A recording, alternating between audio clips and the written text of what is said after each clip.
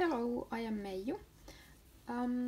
If you are knitting with hand-dyed yarn, you may want to alternate skeins to prevent unwanted pooling or blocking of the color. Hand-dyed yarn should look like a little live or random, in a sense that the color is lighter and darker when you knit the piece. Each skein is a unique piece of art.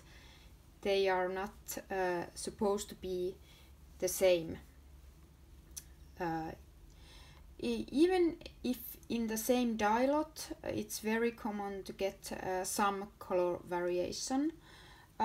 This means that when you are working a large multi-skein project like I am now, I am making a large cable pullover. Some parts of your work might look darker and some lighter. And if you are not alternating skeins, you might get some real bad color block in which you can visibly see the change of a skein. So alternating skeins is the best way to stop the pooling and the blocking of the color.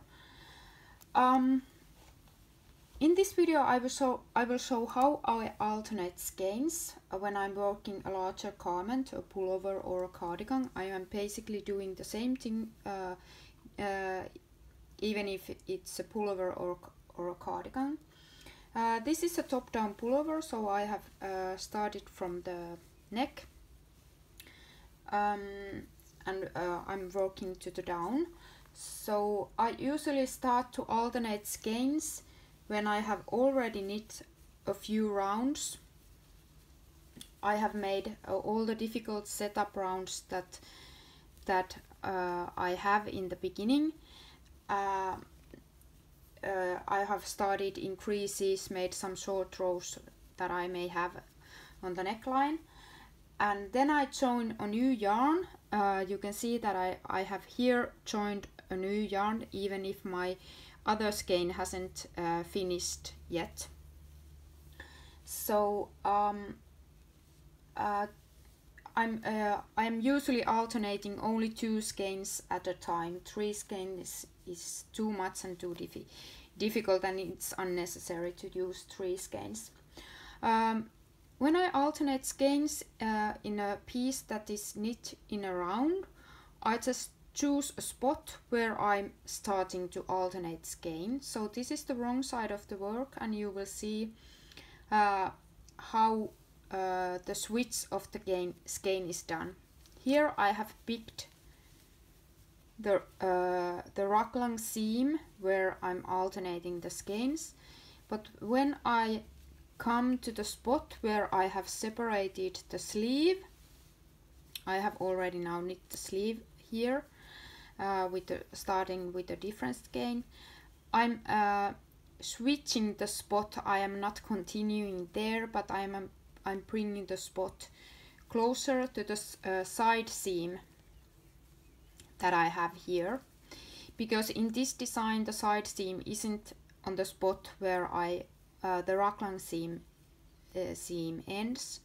So I have on every switch of the skein I have brought the spot closer to the side seam line. So I will knit to the spot where I should switch the skein and show you how it's done. Okay, here I am. I have my side marker here to mark the spot where I should switch the yarn. I usually always knit 2 rounds with the same color before I switch the yarns. So as you can see, I have this is the yarn that I've worked with, and there is one color with one row with this color and the next row with this color. So now I have worked 2 rounds and I should switch the color. So I move my marker from the left needle to the right needle and then I'm bringing the yarn which I'm working with over the new yarn. The new yarn comes under and over like this, and then I just continue with the new yarn. So they will go pretty nicely like this, and I'm doing the same on every 2 rounds when I get here.